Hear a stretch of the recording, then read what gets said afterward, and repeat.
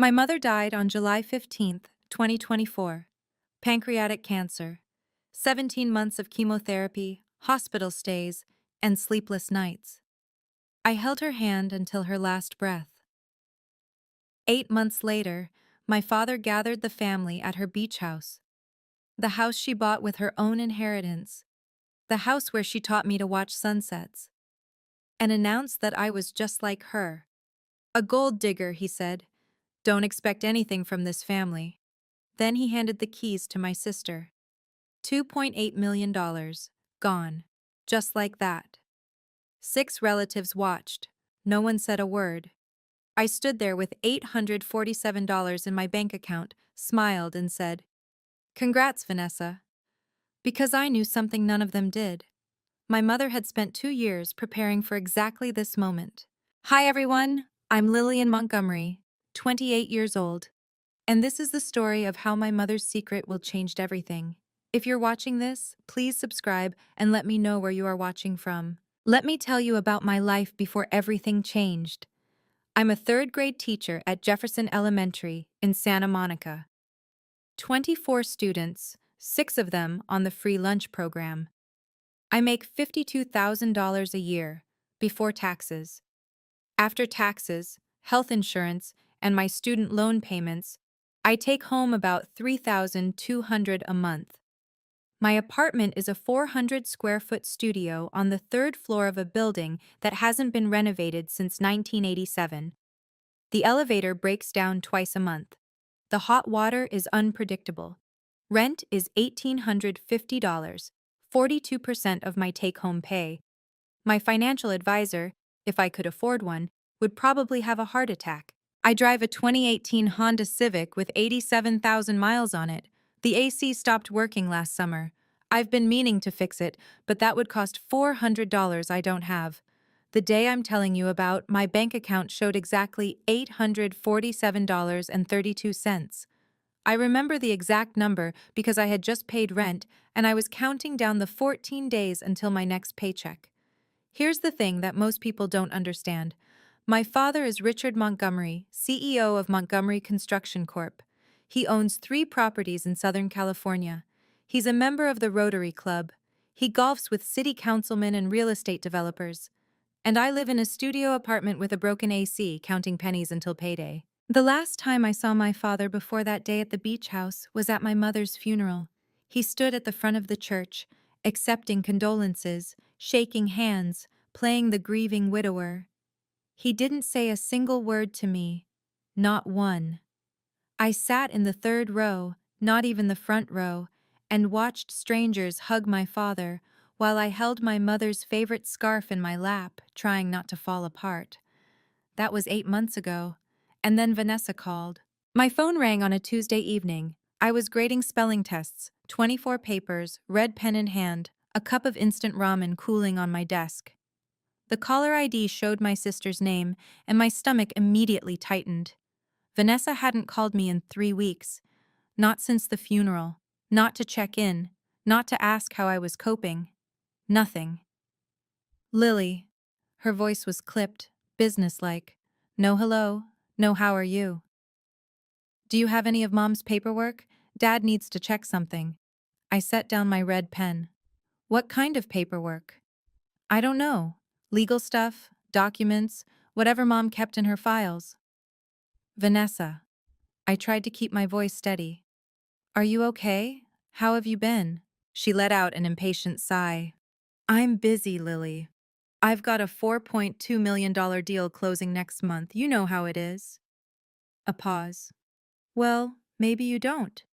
I let that one slide. I'd been letting things slide my whole life. Anyway, she continued, Dad's having a family meeting this Saturday at the beach house to sort out Mom's things, her estate. You should come. Saturday? I have 2 o'clock.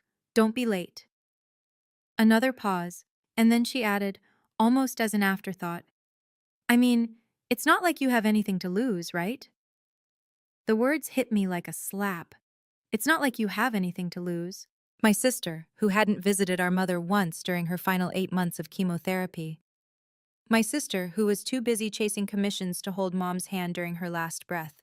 My sister, who had just been featured in Malibu Living magazine's 30 Under 30 list while I was washing bedpans and sleeping on hospital chairs. She thought I had nothing to lose. I'll be there, I said quietly. Great. See you Saturday. She hung up without saying goodbye. I sat there for a long moment, staring at my cold ramen, wondering why I still expected anything different. That night, I couldn't sleep. I kept thinking about the last 18 months of my mother's life. Pancreatic cancer, stage 3 when they caught it. The doctors gave her 12 to 18 months.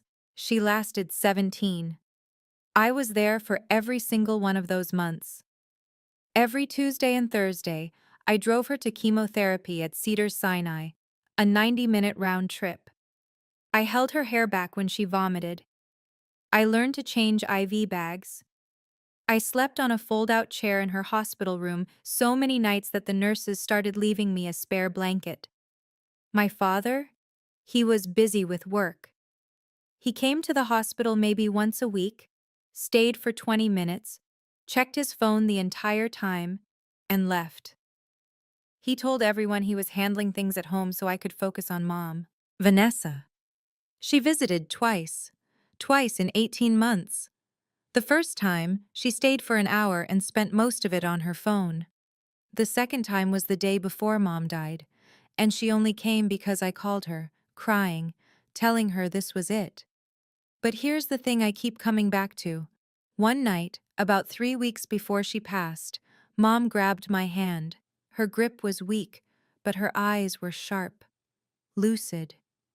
Lily, she whispered, I've taken care of everything for you. I thought she was confused. The morphine, the exhaustion. Check your old email, she said. The folder marked, from Mom. Don't open it until you really need it. I nodded, not understanding. Promise me, she insisted. I promise, Mom. She smiled then, a real smile, and closed her eyes. I forgot about that conversation. Grief does that to you. It buries things. But sitting in my apartment that Tuesday night, Vanessa's words still ringing in my ears, I suddenly remembered. Saturday, March 1st, 2025, 2 o'clock in the afternoon. I pulled up to 1847 Ocean View Lane in my Honda Civic, with the broken AC, windows down, hair a mess from the highway wind. The beach house stood against the Pacific, all white walls and floor-to-ceiling windows. My mother had bought this house in 1991 with her inheritance from my grandparents, before she even met my father. She used to tell me stories about finding it, about falling in love with the way the light hit the living room at sunset. I was 5 minutes late. The AC had finally died completely somewhere around Malibu Canyon, and I'd had to pull over to let the engine cool. When I walked through the front door, 8 pairs of eyes turned to look at me. My father sat at the head of the dining table, the same table where we'd had Thanksgiving dinners, birthday parties, where Mom and I used to do puzzles on rainy afternoons. Vanessa sat to his right, in what used to be Mom's chair. She was wearing a cream blazer and gold earrings, looking like she'd stepped out of a real estate advertisement. Aunt Patricia and Uncle Howard were there, along with my cousins Derek and Melissa. They all looked at me the way you might look at someone who'd shown up to a black tie event in sweatpants. My father didn't greet me. He just glanced at his Rolex and said, "You're late." The car. Sit down, Lillian. I sat at the far end of the table, the opposite end from my father, the seat furthest from everyone. As I pulled out my chair, I heard Aunt Patricia whisper to Uncle Howard, not quietly enough, "Poor Richard, having to deal with a daughter who can't even take care of herself." I pretended not to hear, but I heard. I looked around the room, at this family that had never seen me, and I thought about my mother. She had sat in this very room, at this very table, for 32 years. She had loved these people. She had cooked for them, hosted them, remembered their birthdays and anniversaries, and not one of them had visited her in the hospital. My father cleared his throat.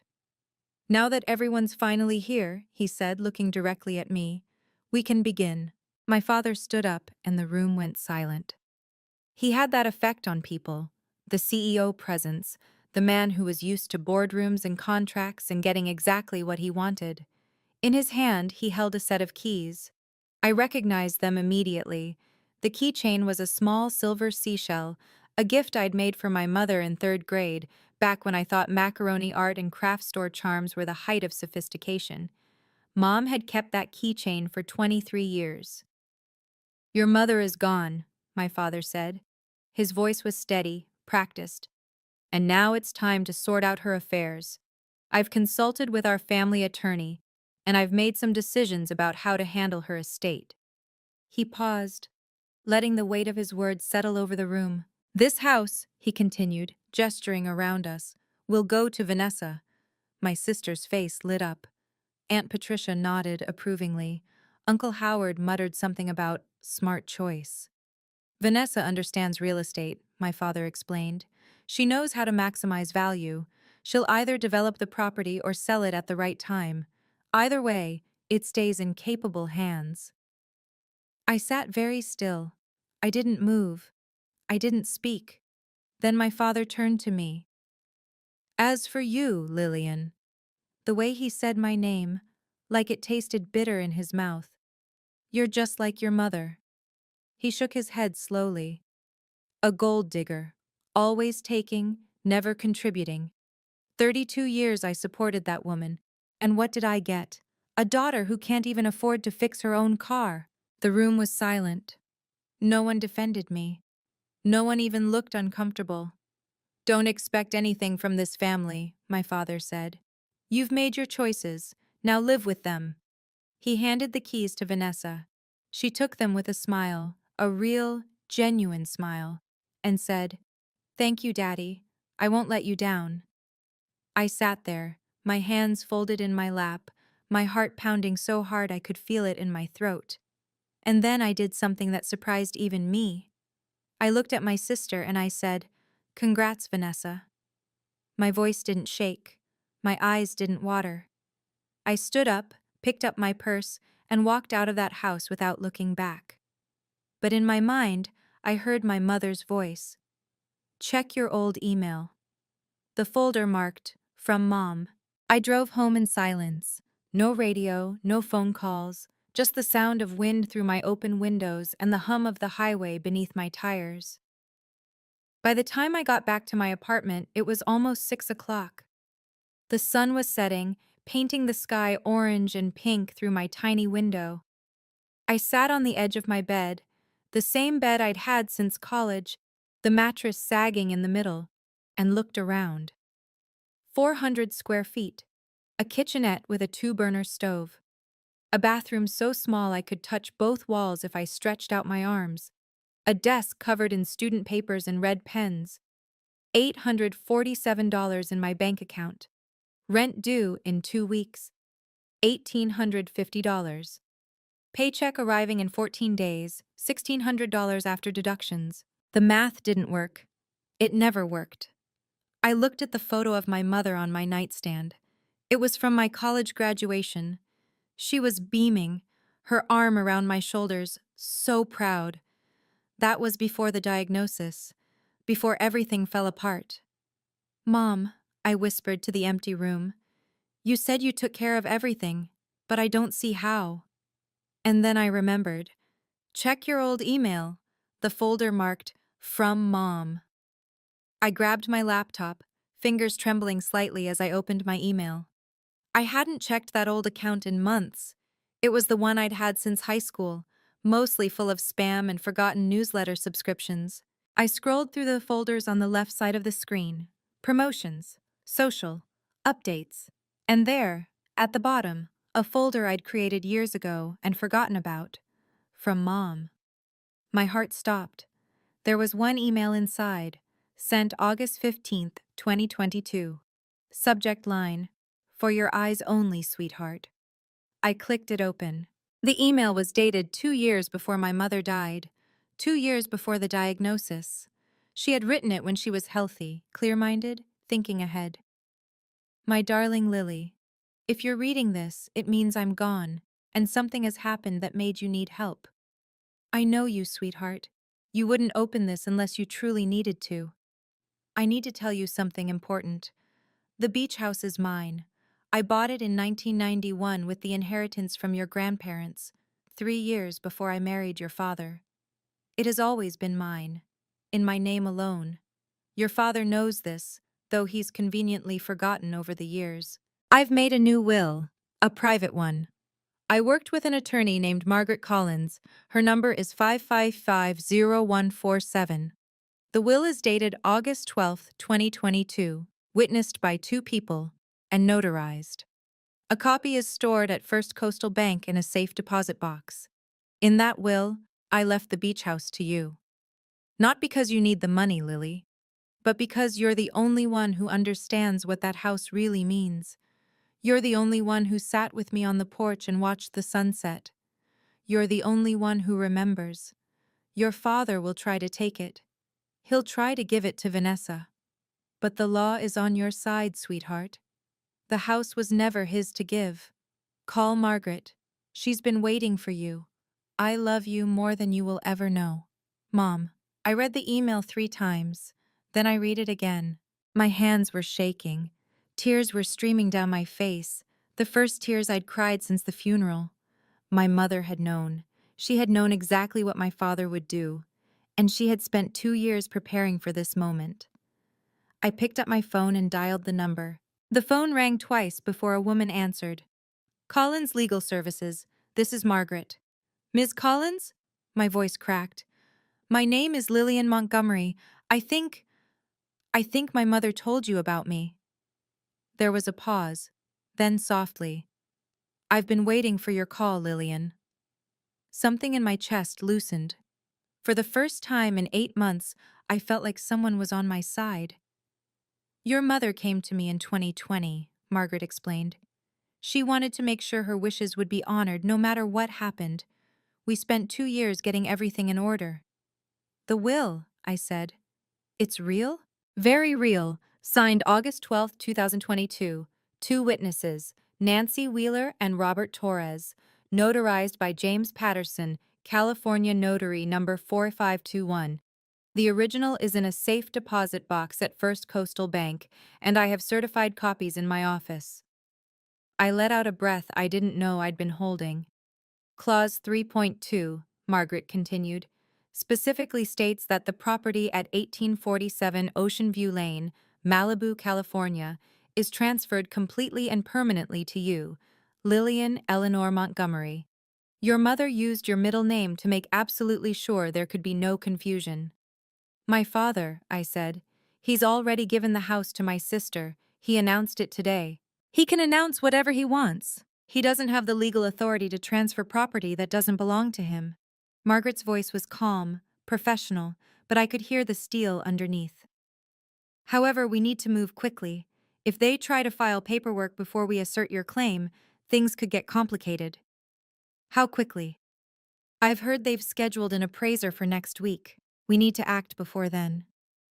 My mind was racing. What do I need to do? Can you come to my office tomorrow? We have a lot to discuss. Okay, everyone, the story is really heating up now. Lily just found out her mother left her a secret will, and her father has no idea. If you were in Lily's shoes, what would you do? Would you confront your father directly, or would you handle it quietly through the lawyers? Drop your answer in the comments. I want to know what you think. And if you're enjoying this story, please hit that like button and subscribe if you haven't already. It really helps the channel, and I don't want you to miss what happens next. Because trust me, it gets even crazier. Now, let's continue. The next evening, my phone rang again. This time, it wasn't a number I wanted to see. Vanessa. I almost didn't answer, but something told me I needed to hear what she had to say. Lily. Her voice was different now, sharp, suspicious. Have you been talking to anyone about the beach house? I kept my voice neutral. What do you mean? The appraiser called Dad today, said there's some kind of issue with the ownership records, something about needing to verify documentation. She paused. You wouldn't know anything about that, would you? I thought about my meeting with Margaret that morning, the stack of documents she'd shown me, The certified copies of Mom's will, the property records from the county recorder's office. I'm a third-grade teacher, Vanessa. What would I know about property records? Don't play dumb with me. Her voice turned cold. If you're trying to pull something, if you went behind Dad's back to some lawyer, I didn't go behind anyone's back. Then explain why there's suddenly a problem with the house Dad promised me. I took a slow breath. Maybe, I said carefully, the problem isn't with me. Maybe the problem is that Dad promised you something that wasn't his to promise. Silence on the other end. What is that supposed to mean? It means you should ask Dad about Mom's will, the real one. More silence, then. If you're playing some kind of game, Lily, you're going to regret it. Dad won't let you get away with this. Neither will I. Good night, Vanessa. I hung up before she could respond. My hands were shaking, but not from fear.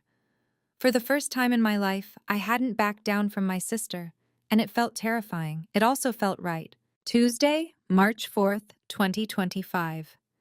Margaret Collins's office at 1200 Wilshire Boulevard. The building was modest, a 3-story professional complex with a small parking lot. Nothing flashy, nothing that screamed money. I liked that about her already. Margaret was in her mid-50s, with silver-streaked hair pulled back in a neat bun and reading glasses perched on her nose. Her office was organized, efficient, lined with legal books and framed certificates. Sit down, Lillian. She gestured to a chair across from her desk. Let me show you what we're working with. She opened a folder and spread several documents across the desk. This is your mother's will. She tapped a thick document with a blue cover. Signed August 12, 2022. Witnessed by Nancy Wheeler and Robert Torres, both notaries in good standing. Notarized by James Patterson, California Notary number 4521. I looked at the signatures. My mother's handwriting. The familiar loops and curves I'd seen on birthday cards and grocery lists my whole life. And here, Margaret continued, pointing to a specific paragraph, is Clause 3.2. I read it aloud. The real property located at 1847 Ocean View Lane, Malibu, California, is hereby transferred completely and permanently to my eldest daughter, Lillian Eleanor Montgomery. She used your full legal name, Margaret said, including your middle name, Eleanor, after her. There's no ambiguity, no room for misinterpretation. And this supersedes the old will, the one from 2015? Completely. California law is clear. The most recent valid will takes precedence. Your father's attorney may try to challenge it, but they won't succeed. Your mother was mentally competent. The document was properly witnessed and notarized, and it was filed with the county. I stared at the papers. My mother's final gift. What happens now? Now, Margaret said, we make sure your father can't give away what isn't his. Thursday, March 6, 2025. I was in the middle of teaching long division when my phone buzzed in my desk drawer. I ignored it. 24 third graders don't wait for personal calls. But during lunch break, I checked my voicemail. Ms. Montgomery, this is Thomas Reed from Coastal Appraisal Group. I'm handling the property assessment for 1847 Ocean View Lane in Malibu. There's been an irregularity in the ownership records, and I need to speak with you directly. Please call me back at your earliest convenience. I called him back from the teacher's lounge, my heart pounding. Ms. Montgomery, thank you for returning my call. His voice was professional, measured. I've been contracted to appraise the property at Ocean View Lane for a potential transfer. Standard procedure. We verify ownership, assess value, prepare documentation. I understand. Here's the issue. He paused.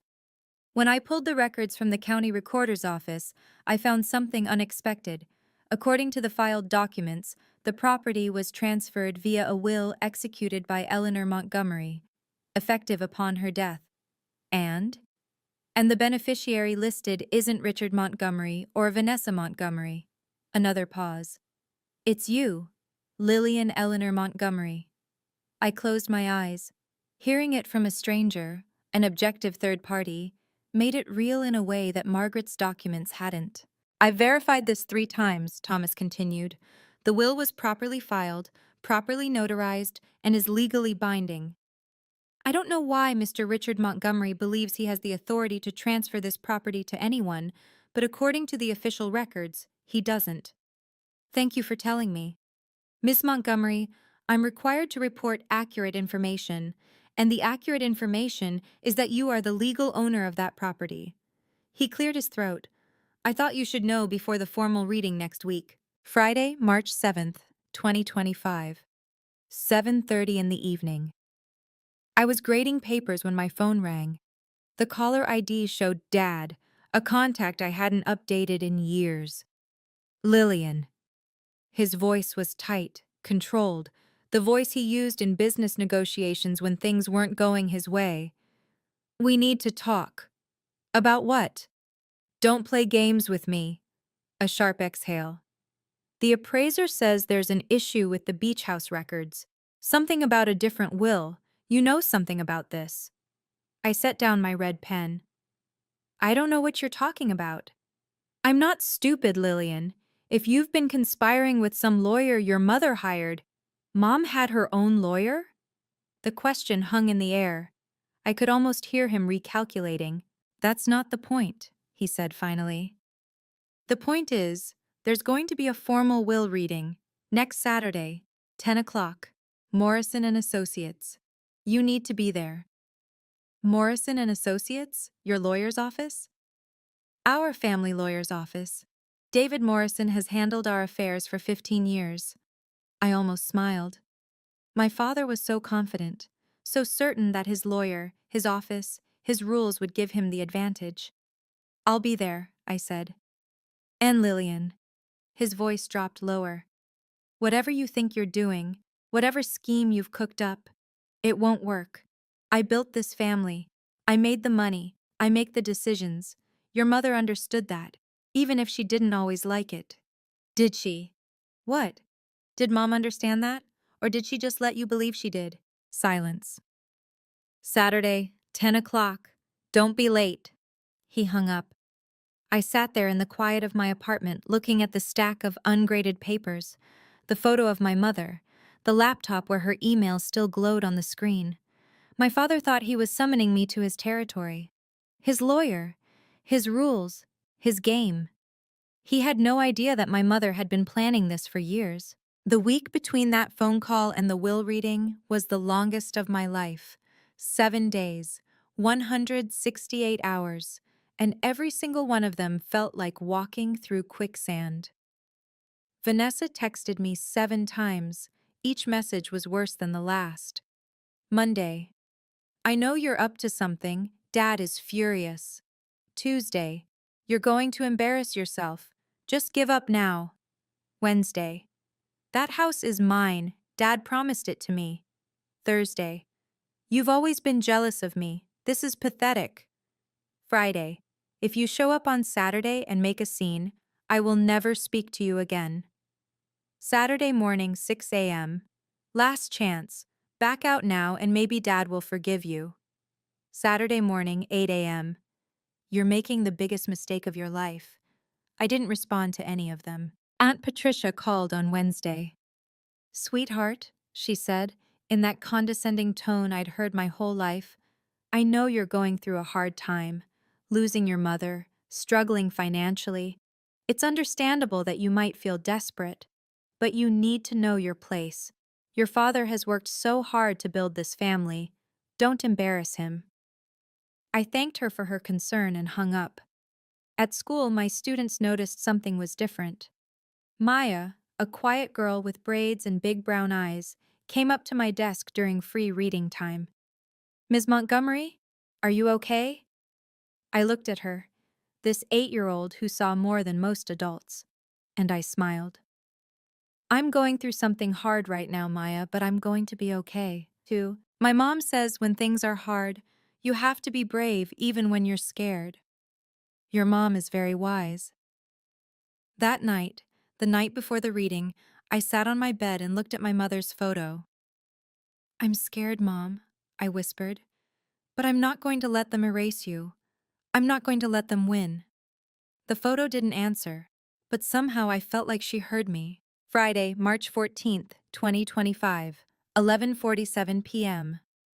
I was almost asleep when my phone rang. Dad. I stared at the screen for 3 rings before answering. Lillian. His voice was different now, softer, almost careful. I need you to listen to me. It's almost midnight. I know, I know. A long pause. I've been thinking. About tomorrow.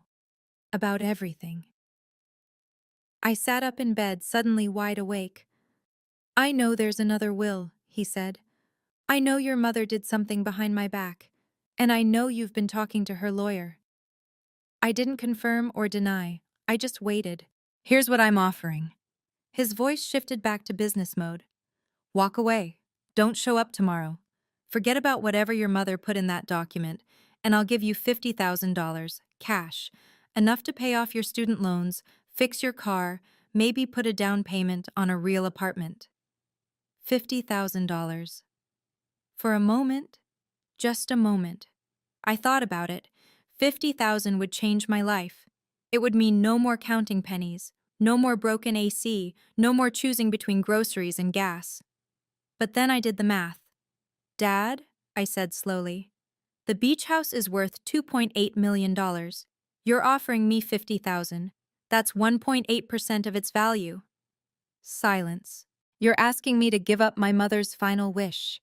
The home she bought with her own inheritance, the place where she spent her happiest days, for less than 2% of what it's worth. This isn't about percentages, Lillian. This is about family. This is about knowing your place. My place. I let the words hang in the air. You mean the place where I'm always wrong?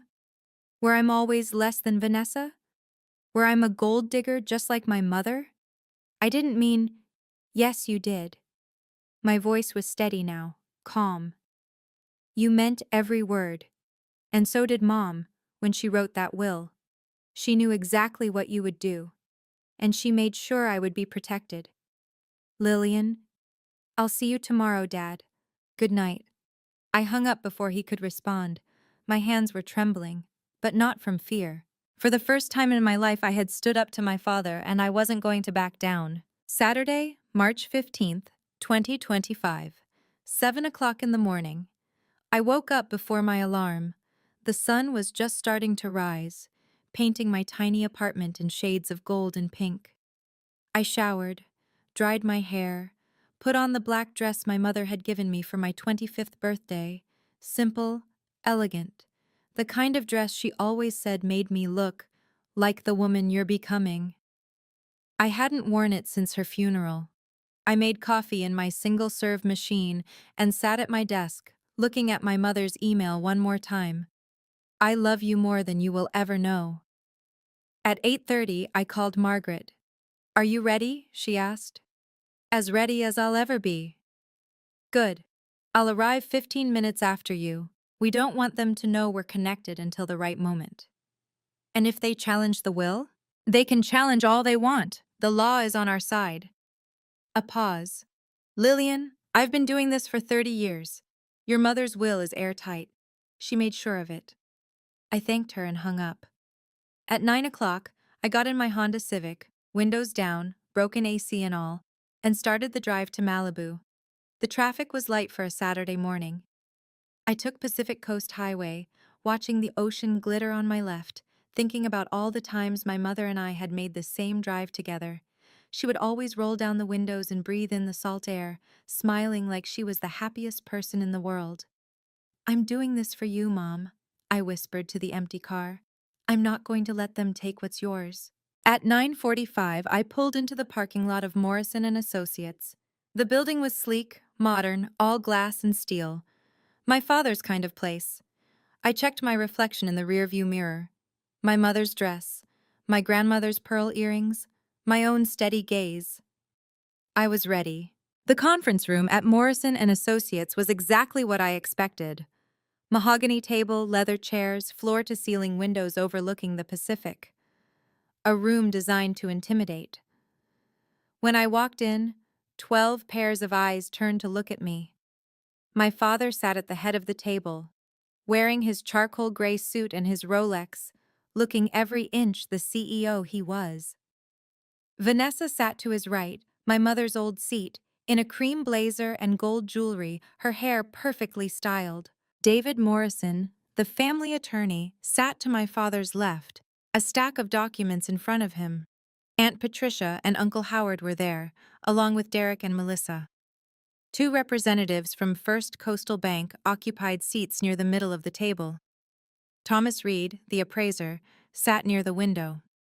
A notary public and two people I didn't recognize, witnesses I assumed, completed the group. 12 people, 11 of whom thought I was about to be humiliated. "You're early," my father said. It wasn't a compliment. I didn't want to be late. I walked to the far end of the table and sat down, the seat directly opposite my father, the seat that put the entire room between us. Vanessa smirked. "Nice dress. Isn't that Mom's old thing?" "She gave it to me." "Figures. She always did give you her leftovers." I didn't respond. I just folded my hands on the table and waited. David Morrison cleared his throat. "If everyone's ready, we can begin." He opened his folder. "We're here today to formally address the estate of Eleanor Grace Montgomery, deceased July 15th, 2024.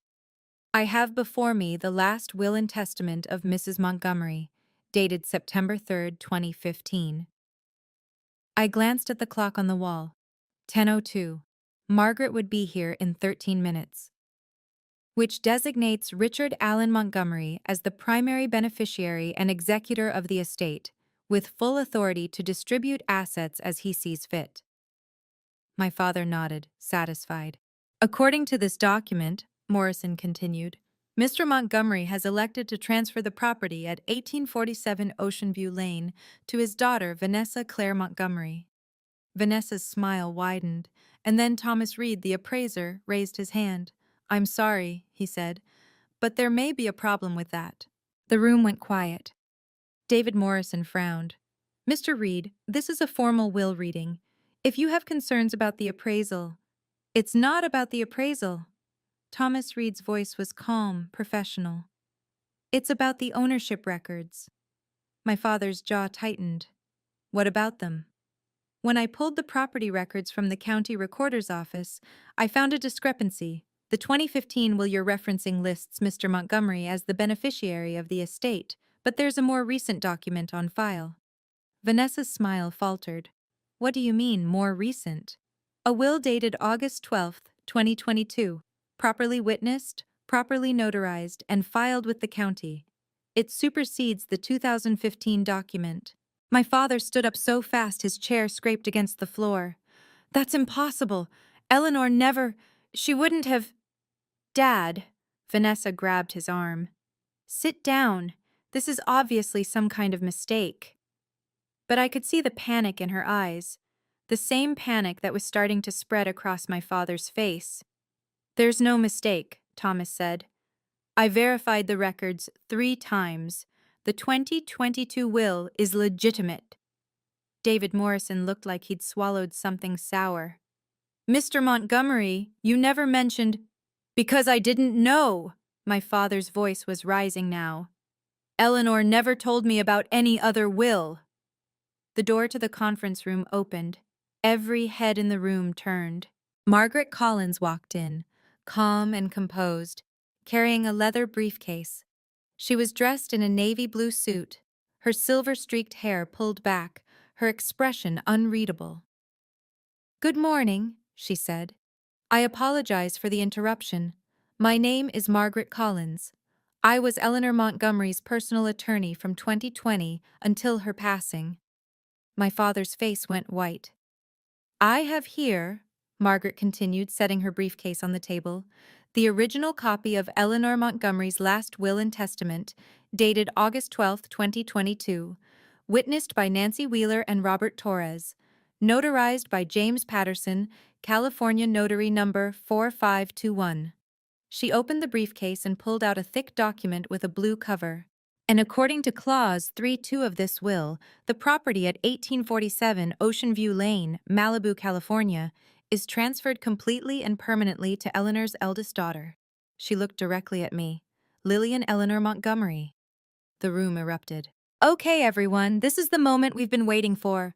Margaret just walked in with the real will, and Richard's whole plan is falling apart.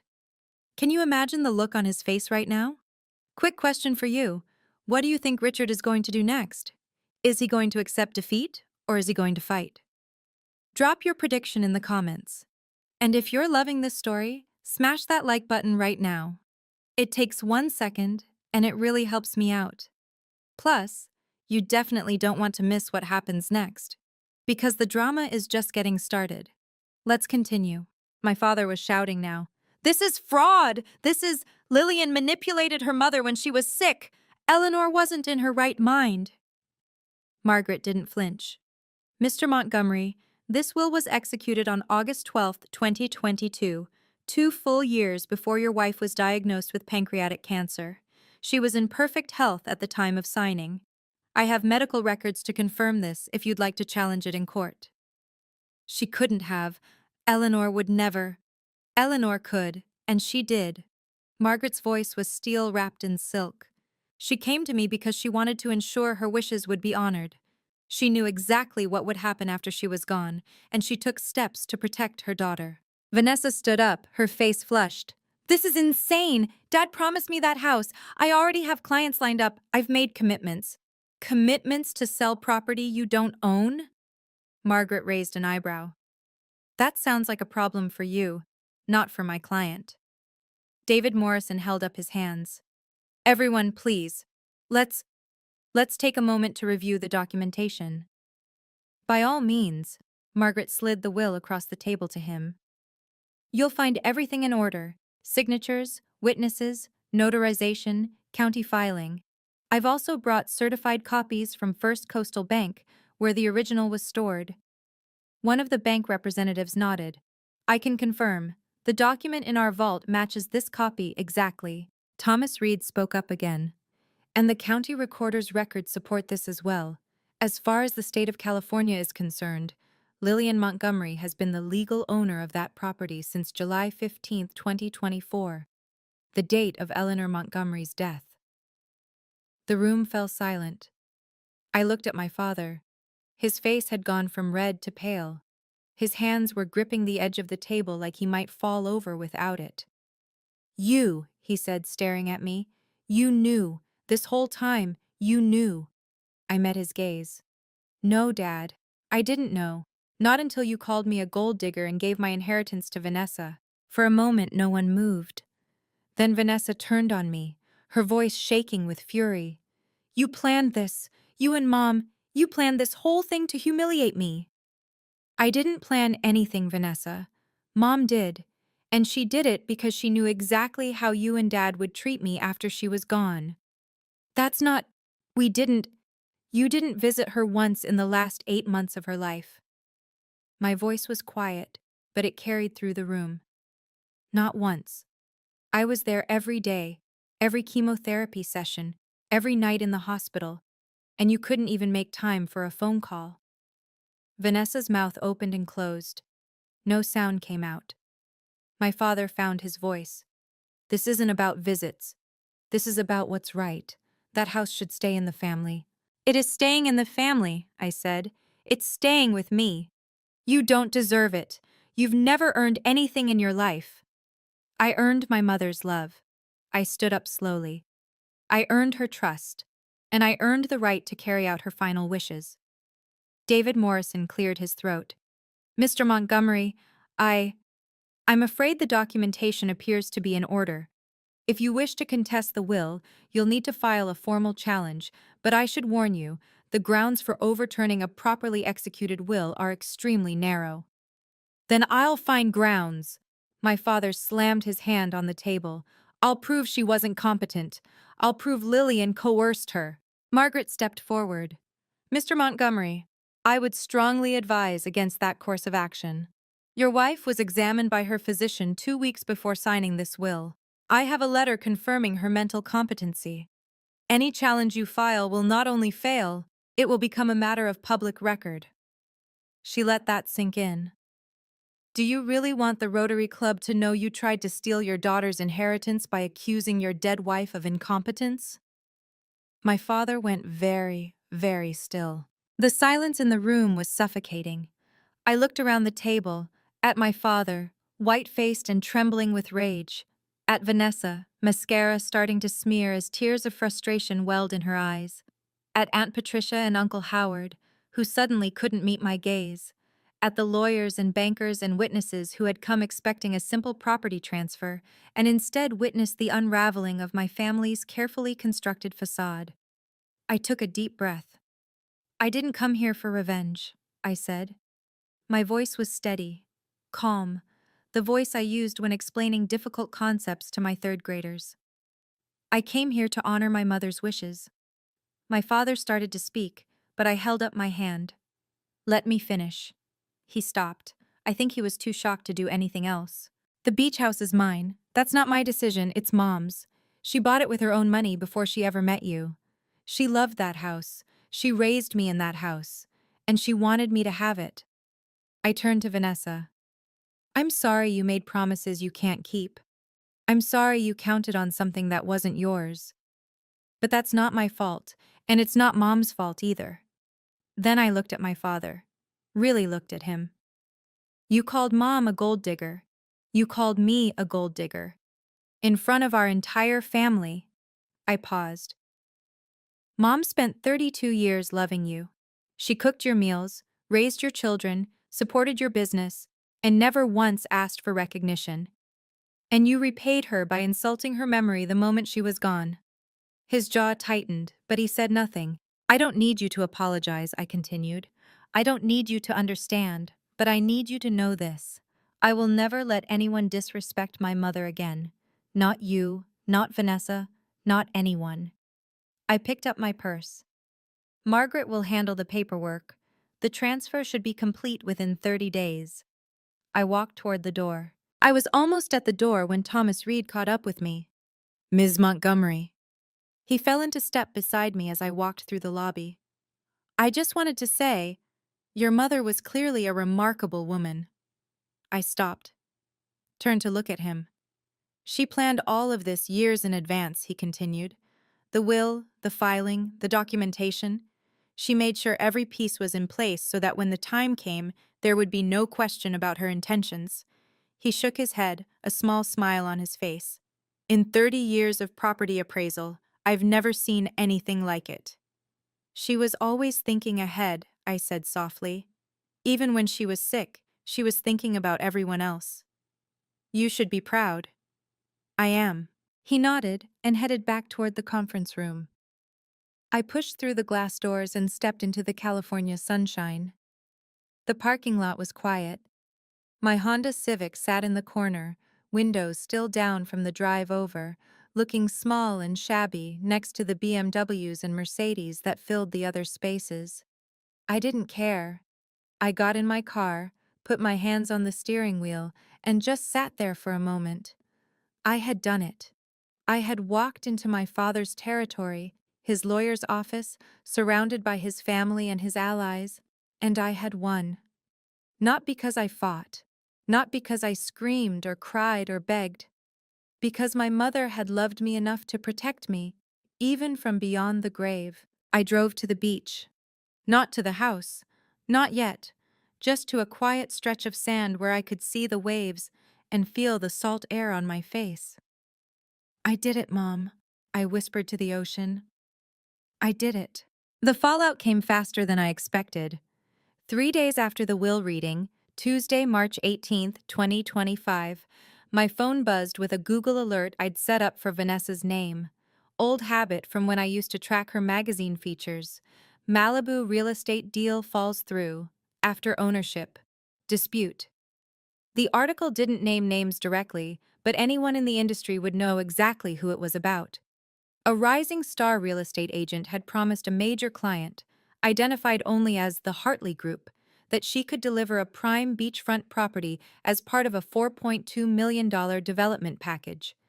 When the ownership of that property turned out to be in dispute, the deal collapsed. The Hartley Group pulled out. $4.2 million.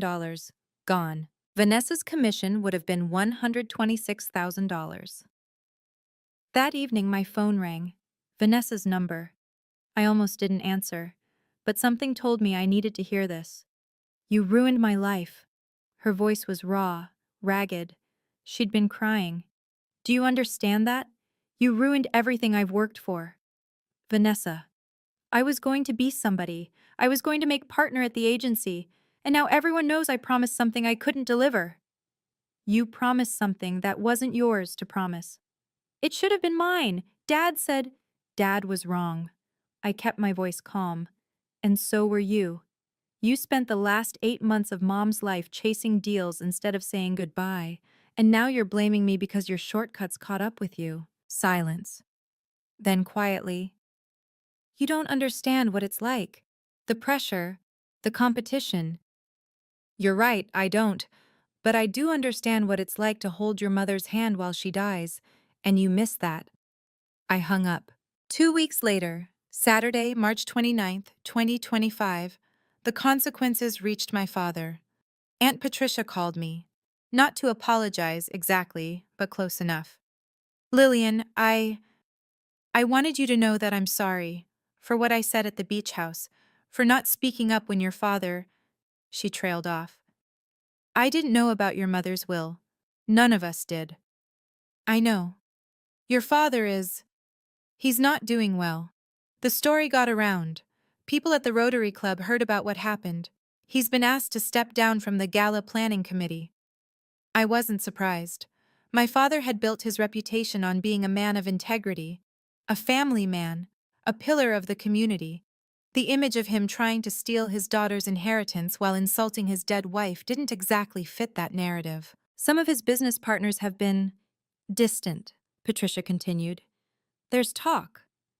"What kind of talk?" "The kind that hurts. Questions about his judgment, his character." She sighed. "He brought this on himself, Lillian. I see that now. But he's still my brother." "I understand." That night, at 11:47 p.m., exactly 2 weeks after his midnight offer of $50,000, my father called. "Lillian." His voice was different, smaller. "I need you to come home. We need to talk." "About what?" About making this right. About being a family again." I looked out my window at the city lights. "Dad, do you want to talk because you're sorry, or because you're embarrassed?" He didn't answer. "I'll think about it," I said. "But I'm not coming home to help you save face. If you want to talk, it has to be real." I hung up before he could respond. I spent the next few days thinking about my father's call. Part of me, the part that had spent 28 years trying to earn his approval, wanted to believe he had changed. Wanted to believe that losing his reputation, his standing in the community, had finally made him see what he'd done wrong. But the rest of me knew better. My father wasn't sorry for hurting me. He was sorry for getting caught. He wasn't calling because he missed me. He was calling because he needed me to help repair his image. I called him back on a Wednesday evening. "Dad." "Lillian." Relief flooded his voice. "I'm so glad you called. When can you come over? We can have dinner, talk things through." "I'm not coming over." Silence.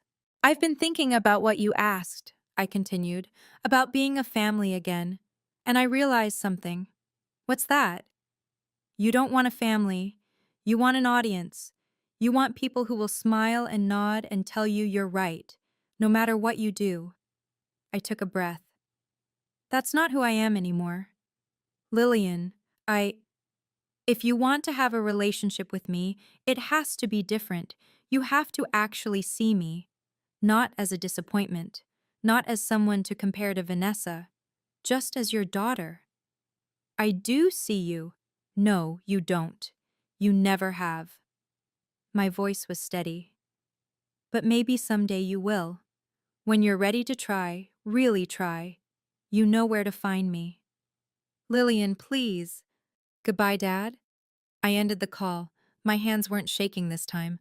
My heart wasn't pounding. I just felt peaceful. For the first time in my life, I had set a boundary with my father. And I had meant it. Tuesday, April 15th, 2025. 30 days after the will reading. Margaret Collins called me at 9 in the morning. "It's done," she said. "The transfer is complete. The beach house is officially yours." I drove to Malibu that afternoon.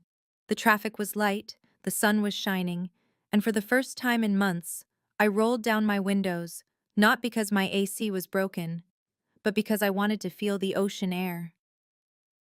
When I pulled into the driveway of 1847 Ocean View Lane, I sat in my car for a long moment, just looking at the house. White walls, floor-to-ceiling windows, the same wooden porch where my mother and I used to watch the sunset. I walked up the steps, put my key in the lock, and opened the door. The house smelled like salt and memories. Everything was exactly as I remembered: the living room with its view of the Pacific, the kitchen where Mom used to make pancakes on Sunday mornings, the hallway lined with family photos. I wandered through the rooms, touching the walls, the furniture, the curtains. Every corner held a piece of my mother. And then, in her bedroom, I found it. A letter, tucked into the drawer of her nightstand. Handwritten. My name on the envelope. "My darling Lily, if you're reading this, it means you found your way here. It means you were brave enough to fight for what was right. I am so proud of you. I have always been proud of you, not because of what you do or what you earn, but because of who you are. This house is yours now. Fill it with love. Fill it with laughter. Fill it with the life you deserve. I love you forever. Mom."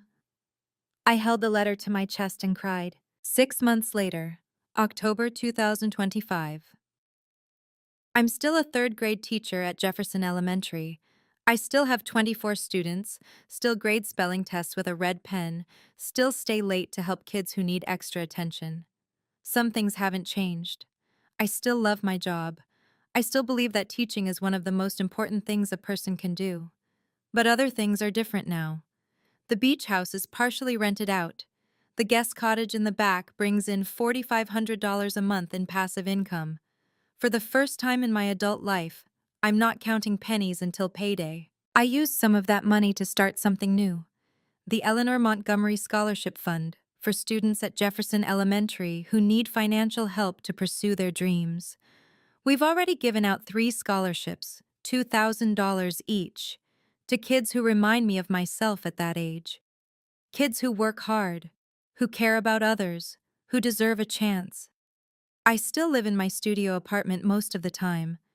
The beach house is for weekends, for holidays, for the moments when I need to feel close to my mother. I could move into the beach house permanently. I could sell my Honda Civic and buy something with working AC. I could change everything about my life. But here's the thing I've learned. Happiness isn't about what you have. It's about knowing you have choices. My mother gave me that. Not just the house, but the freedom to decide what kind of life I want to live. And I've decided that I want to be the kind of person who helps others. The kind of person who remembers where she came from. The kind of person my mother always believed I could be. My father has called 3 times in the past 6 months. The first call was awkward. Long silences, half-finished sentences, neither of us knowing what to say. The second was slightly better. The third, last month, almost felt like a real conversation. He hasn't apologized. Not really. But he stopped trying to convince me that he was right. And maybe, for now, that's enough. Vanessa hasn't reached out at all. I heard through Aunt Patricia that she left the real estate agency and moved to San Diego. A fresh start, apparently. I hope she finds whatever she's looking for. Aunt Patricia visits me at the beach house sometimes. We sit on the porch and drink tea and talk about my mother. She tells me stories I've never heard before, about Mom as a young woman, about her dreams, about the person she was before she became a wife and mother. "She would be so proud of you," Patricia told me last time. "You know that, right?" I know. I've learned something important these past 6 months. You can love your family without letting them hurt you. You can forgive without forgetting. You can set boundaries without building walls. My mother taught me that, not in words, but in actions. She loved my father for 32 years, even when he didn't deserve it. But she also made sure I would be protected when she was gone. That's what real love looks like. I'm sitting on the porch of the beach house as I tell you this story. The sun is setting over the Pacific, painting the sky in shades of orange and pink and gold. The same sunset my mother watched from this same spot for over 30 years. My father called me a gold digger. He said I was worthless. He said I would never amount to anything. But my mother knew the truth. She knew that value isn't measured in dollars or job titles or magazine features. It's measured in love, in loyalty, in showing up for the people who matter, even when it's hard. If you're watching this and you've ever felt overlooked by your family, if you've ever been the one who gives and gives while others take all the credit, I want you to know something. Your worth isn't determined by whether they see it. Your worth exists whether they acknowledge it or not. And sometimes the people who love us most find ways to protect us, even when they're no longer here to do it themselves. My mother left me a house, but more than that, she left me the courage to stand up for myself, to set boundaries, to know that I deserve better. And so do you. Thank you for listening to my story. If it resonated with you, I'd love to hear about it in the comments. And if you haven't already, please subscribe. There are more stories coming, and I don't want you to miss them. Until next time, thank you so much for watching Lily's story all the way to the end. If you've ever been in a situation where your family underestimated you or treated you unfairly, I want you to know you're not alone, and you deserve to be seen for who you really are. If this story touched you, please hit that like button and subscribe to the channel. It really helps me keep making content like this. And hey, drop a comment below. Tell me, have you ever had to stand up to a family member who didn't believe in you? What happened? I read every single comment, and I'd love to hear your story.